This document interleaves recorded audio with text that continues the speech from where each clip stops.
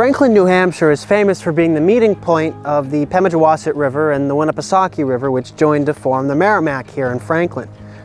But Franklin is also well known for being a junction spot for 3 different railroad lines. Right now I'm standing on the Northern Railroad, which eventually became the Northern Main Line of the Boston and Maine. Now just a mile south of here was Franklin Junction. That's where the Concord and Montreal's Franklin and Tilton Branch met up with the Northern Main Line and crossed the Merrimack River over onto the eastern side into Franklin Falls. The Concord and Montreal's Franklin and Tilton Branch eventually became the Boston and Maine's Franklin and Tilton Branch, which climbed out of Franklin Falls using some very interesting bridges and headed along the Winnipesaukee River east towards Northfield, New Hampshire, where it met up with the White Mountain Division Main Line.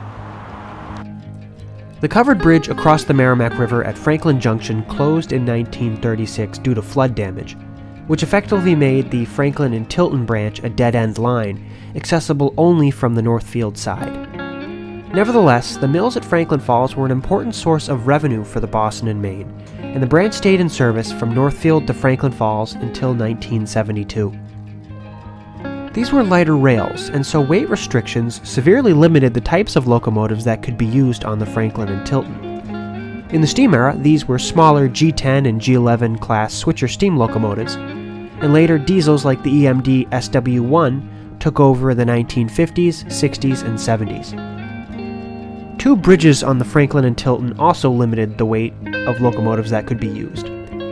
The first of which was the famous upside-down covered bridge, also known as the sulfite bridge, for the material which was commonly carried over it into the mills.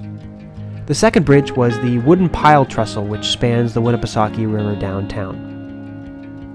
The sulfite bridge was famously burned by arsonists after the line was abandoned, which led to a distinctive kink in the rails on the bridge. This is commonly debated online as to the cause, but it was certainly the heat from the fire which caused the rails to kink. The freight house here at Franklin Falls is still around, and it's owned by the Merrimack Valley Railroad Group, and these boxcars were actually trucked here after the branch was abandoned.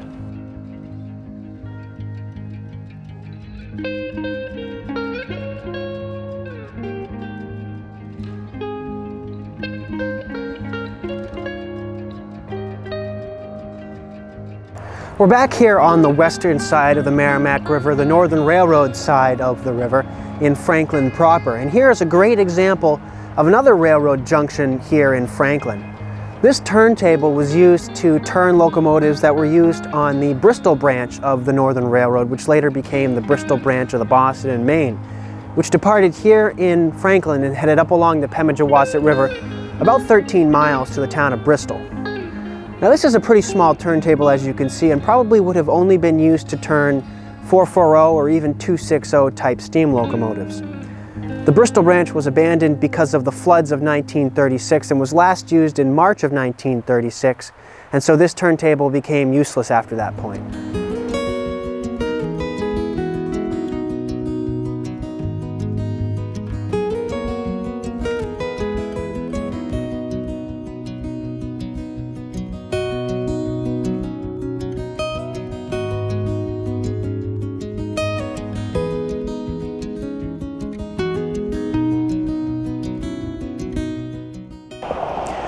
Franklin had a beautiful passenger station which was located on a curve up the line behind me. Unfortunately, it was burned due to a series of arson fires and finally demolished, but not before being featured in beautiful photographs throughout this line's life. Heavy freight traffic on the Northern ended in 1973 and passenger service had ended in 1965. A local freight did run down this way until the late 1970s and often stopped to serve the gas plant here in town. The very last trains on this section of the Northern operated in 1987 in the summer by New England Southern Railroad. They were contracted to lay ballast on the line after a fiber optic cable had been installed.